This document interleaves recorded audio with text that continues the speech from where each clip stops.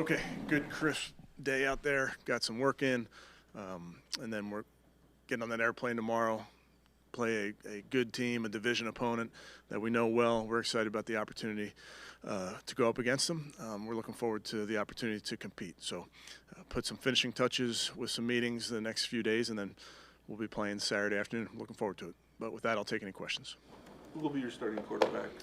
Yeah, well, I'm not going to announce it right this minute. I want to talk to those guys about the plan, and then I'll let you guys know. Do you still plan to use both? I do. Quarterback.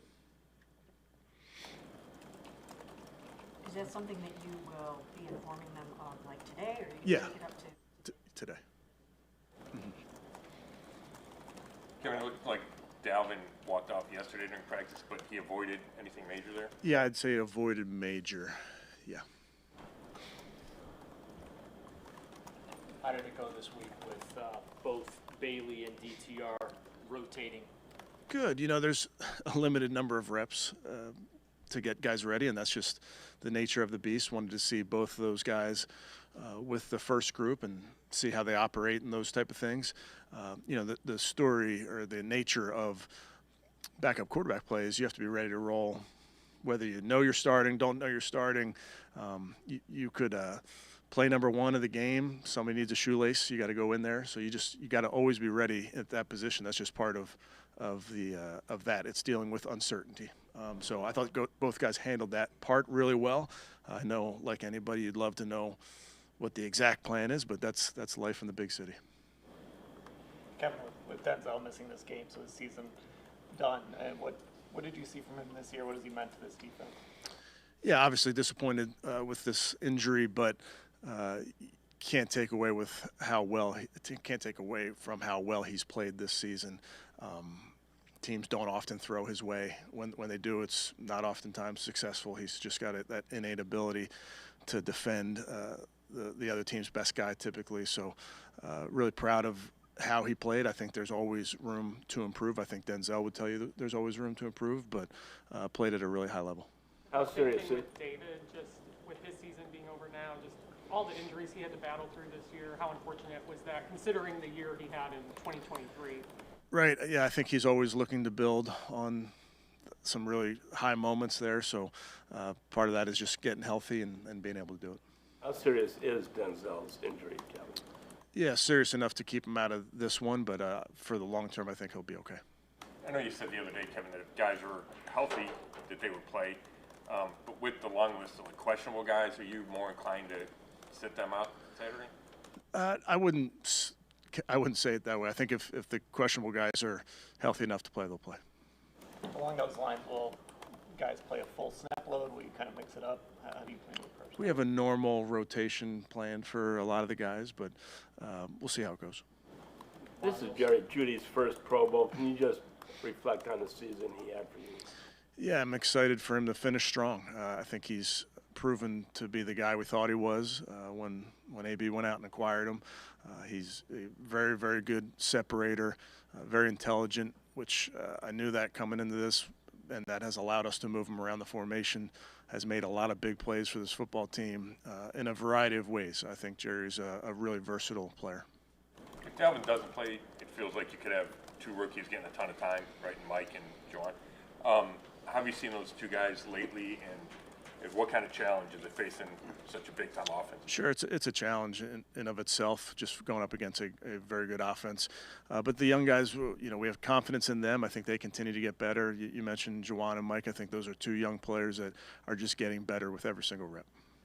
Kevin, along those lines, a lot of times you see a situation like that where, you know, one team's at least got playoff, you know, they'll rest their starters. Meanwhile, you're playing some young guys. Is this maybe best case scenario in terms of, you know, big picture seeing?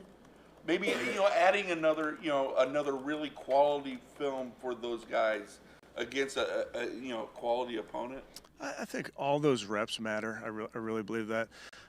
With some young guys, sometimes they get more reps in the middle of the year or towards the end of the year due to injury and opportunity comes up, or they carve themselves a role. But every one of these reps matters. Myles still has a chance to get the sack title, considering he's tied for the lead. Just, I mean, he got Defensive Player of the Year last year. To get that for the first time in his career, what would it mean, and how do those individual accolades help? To get, what was that one more time? The sack title. Yeah, I mean,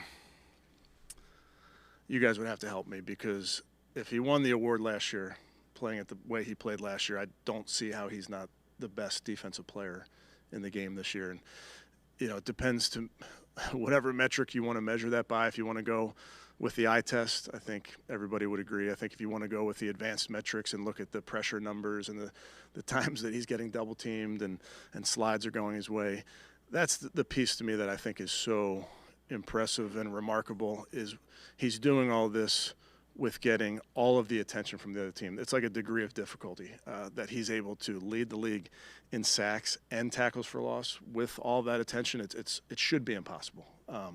So that just speaks to the caliber he's playing at. I don't have a vote in it, but I don't see how he's not the best defensive player in the National Football League again. Kevin, you ended up, I know you were asked about Jerry making Pro Bowl, but you ended up with 3 guys on a Pro Bowl, 6 different alternates as well. I guess just what's to say about the individual players you have, and seems kind of tough to kind of square that with the lack of team success. Well, I think, first of all, when it comes to individual success, we want that for all of our guys. It's a great reflection on their teammates when you get individual success. Every single one of those guys would tell you that's not the most important thing. That they understand that winning, the team comes first, and I know they would all trade that for success as a team. Good. Okay, we're not done. Put that recorder down, Jeff.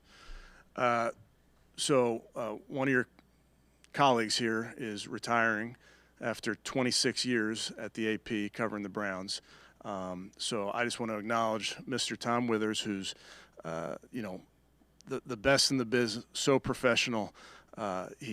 Nobody can beat him when it comes to his encyclopedia. How do you say it, American? Encyclopedic knowledge of music and sports.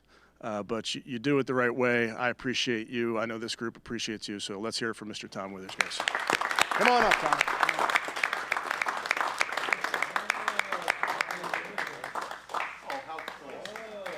Is this going to fit, Tom?